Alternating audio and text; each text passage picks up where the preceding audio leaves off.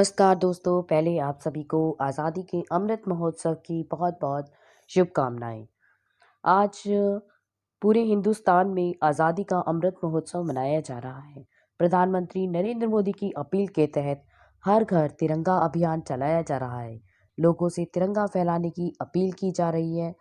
15 अगस्त 2022 को देश की आज़ादी को 75 वर्ष पूरे हो रहे हैं। इस अवसर पर बीते एक साल यानी 15 अगस्त 2021 से ही पूरे हिंदुस्तान में आज़ादी का अमृत महोत्सव मनाया जा रहा है। प्रधानमंत्री मोदी की अपील के तहत हर घर तिरंगा अभियान चलाया जा रहा है। गांव-गांव, शहर-शहर लोगों से अपने घरों और प्रतिष्ठानों पर तिरंगा फहराने की अपील की गई है। लेकिन इस तिरंगे के पीछे की कहानी बहुत लंबी है। बीते 116 सालों में 6 बार देश को झंडा बदला गया है। हालांकि ये बदलाव आज़ादी मिलने तक ही हुए, इसलिए आज़ादी की वर्षगांठ पर देशवासियों के लिए यह जानना बेहद ज़रूरी है कि हमारे राष्ट्रीय ध्वज की इस यात्रा में क्या-क्या अहम पड़ाव रहे और कब-कब क्या-क्या बदलाव हुए। भारतीय राष्ट्रीय ध्वज में आखिरी बदलाव 1947 में हुआ था। उस वक्त इसे तिरंगे का नाम भी दिया गया। 1906 में सबसे पहले हमें मिला राष्ट्रीय ध्वज। भारत की आज़ादी की लड़ाई जैसे-जैसे तेज होती जा रही थी, क्रांतिकारी दल अपने-अपने स्तर पर स्वतंत्र राष्ट्र की अलग पहचान के लिए अपना झंडा प्रस्तावित कर रहे थे। 1906 में देश का पहला प्रस्तावित झंडा सामने आया, जिसे 7 अगस्त 1906 को पारसी बागान चौक, कलकत्ता में फहराया गया था। इस झंडे में 3 हरे, पीले और लाल रंग की पट्टियां थी। इसमें ऊपर की हरे रंग वाली पट्टी में 8 कमल के फूल थे, जिनका रंग सफेद था। बीच की पीली पट्टी में नीले रंग से वंदे मातरम लिखा हुआ था। इसके अलावा सबसे नीचे वाली लाल रंग की पट्टी में सफेद रंग से चांद और सूरज के चित्र अंकित थे। अगला जो झंडा हमारे सामने आया वो आया 1907 में। पहले ध्वज को मिले हुए एक साल ही हुआ होगा कि 1907 में देश का दूसरा नया झंडा प्रस्तावित हुआ।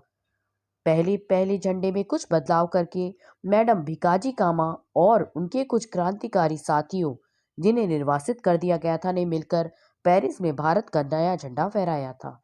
यह झंडा भी देखने में काफी हद तक पहले वाले के जैसा ही था, लेकिन इसमें केसरिया, पीले और हरे रंग की 3 पट्टियां थी। बीच में वंदे मातरम लिखा था। वहीं इसमें चांद और सूरज के 7-8 सितारे भी बने थे। अगला जो झंडा भी हमें मिला वो मिला 1917 में। यह तीसरा झंडा था और एक दशक का ही समय बीता था कि 1917 में देश के लिए एक और नया झंडा प्रस्तावित किया गया। इस नए ध्वज को डॉक्टर एनी बेसेंट और लोकमान्य तिलक ने फहराया था। तीसरी बार में प्रस्तावित हुए इस नए झंडे में 5 लाल और 4 हरे रंग की पट्टियां थी। झंडे के अंत की ओर काले रंग में त्रिकोण नुमा आकृति बनी थी। वहीं बाएं तरफ के कोने में यूनियन जैक भी था, जबकि एक चांद और तारे के साथ इस सप्तर्षि को दर्शाते 7 तारे भी शामिल किए गए थे। चौथी बार प्रस्तावित झंडे में चरखा शामिल किया गया।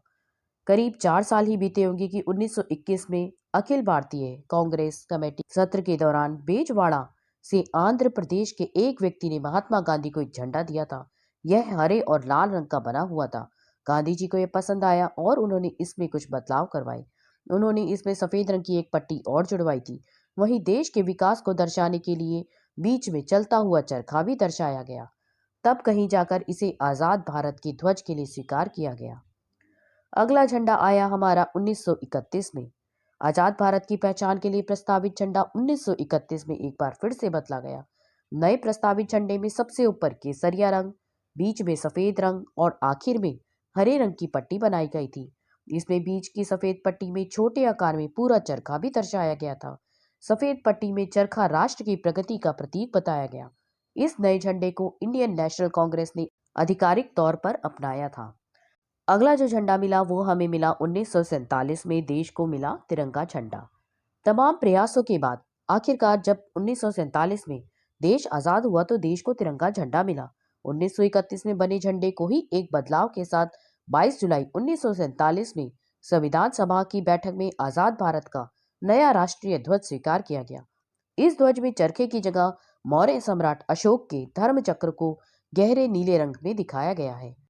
24 तीलियों वाले चक्र को विधि का चक्र भी कहते हैं। इस ध्वज को पिंगली वेंकैया ने तैयार किया था। इसमें ऊपर केसरिया, बीच में सफेद और नीचे हरे रंग की पट्टी है। तीनों समानुपात है। इसकी लंबाई चौड़ाई 2 गुना 3 है। अगर आपको ये जानकारी अच्छी लगी हो तो वीडियो को लाइक करेगा और अपने मित्रों के साथ शेयर अवश्य करेगा। जय हिंद, जय भारत।